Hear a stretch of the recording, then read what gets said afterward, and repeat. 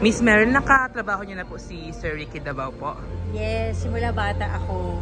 And lumaki rin ako sa piling nila kasi magkakaibigan sila Tita Maricel, saka sila Tito Ricky, Ate Jack. So, parang bata pa lang ako, kakilala ko na sila. Working with him po, kamusta po yung mga natutunan nyo working with Ricky Dabao po? Kasi I worked with him as an actor and as a director ko siya. So I've worked, he's very generous. Hindi ka talagang sobrang mapagbigay siya bilang actor at bilang director. So I really enjoyed working with Tito Ricky. Ano po yung fondest memory niyo po with Sir Ricky Dabao po? Sa Okatokat. Kaya ang tawag namin sa kanya ay fruits, ay dahil lagi siya may dalang fruits. Lagi niya sinasabi na nagda-diet siya. So lagi siya may fruits.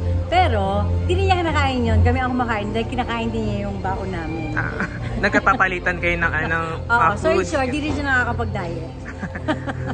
Para po sa inyo, gaano po kalaking kawala ng isang Ricky Dabao sa industriya ng showbiz po? Well, pakahirap naman ang tanong na yan. Kasi, you know, he's given his life to the craft.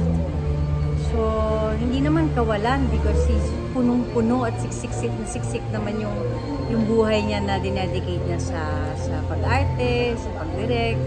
Kaya, kung ano man yung naiwan ni Tito Ricky is really a legacy.